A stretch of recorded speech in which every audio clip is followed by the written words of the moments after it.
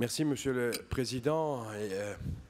Lors de la dernière session, il y avait une exposition dans le hall de la collectivité de Corse, défendue notamment par la conseillère exécutive Bianca Fazzi, et relative à la Convention internationale des droits de l'enfant, qui est fêtée depuis 30 ans maintenant, tous les 20 novembre, puisque c'est le jour où elle est rentrée en vigueur. Donc je me suis un petit peu intéressé à la question et je suis allé voir un petit peu cette convention et j'ai pu apprendre suite à cet anniversaire que cette convention-là relative aux droits de l'enfant était le texte ou l'un des textes au monde qui avait été le plus ratifié, notamment au sein de l'Organisation des Nations Unies, puisque 196 pays et parties l'avaient signé ou ratifié.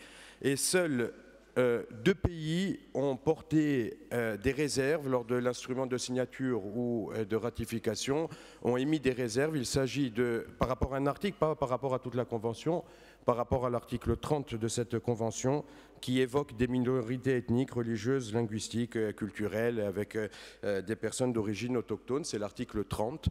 Le sultanat d'Oman qui a émis des réserves pour... alors c'est une monarchie absolue d'Arabie, pour des raisons religieuses. Et j'ai poursuivi mes recherches. Le gouvernement d'Oman a retiré ses réserves en 2011, ce qui fait par conséquent de la France le seul pays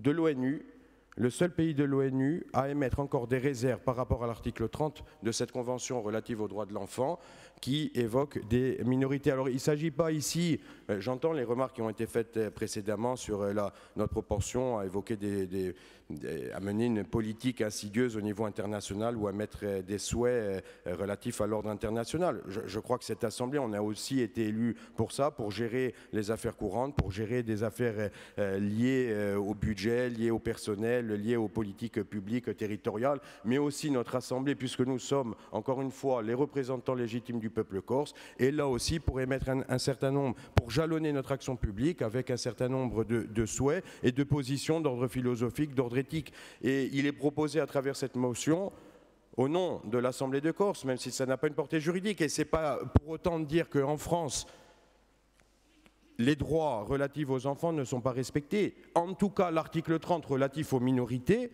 lui, n'est pas retenu par la France. Et j'insiste encore une fois, le sultanat d'Oman et la France, les 2 seuls pays au monde qui ont émis des réserves. Et aujourd'hui, la France demeure le seul pays au monde à émettre encore des réserves par rapport à cet article 30. L'équivalent, on dira, du Comité économique et social des Nations Unies a demandé à la France de lever ses réserves. C'était de mémoire en 2008. Donc nous, notre Assemblée se déclarait, si vous votez cette motion, et j'espère que vous le ferez, pleinement soucieuse de la protection du droit des enfants, mais approuve sans réserve aucune, et que nous le disions ici d'un point de vue éthique, philosophique, approuve sans réserve aucune la Convention internationale des droits de l'enfant. Par la même occasion, vous l'aurez compris, désapprouve les réserves émises par la République française à l'égard notamment de l'article 30 et suggère au gouvernement français, encore une fois, de lever ses réserves et se dit prête, comme nous l'avons toujours fait, prête à participer à tout processus politique pour envisager la reconnaissance pleine et entière de tous les droits des enfants, y compris des droits culturels. J'insiste un petit peu sur cette motion puisque depuis quelques jours, nous fêtons les 30 ans, donc il y a une dimension bien évidemment symbolique, vous l'aurez compris, à voter cette motion aujourd'hui pour les enfants de ce peuple. Merci.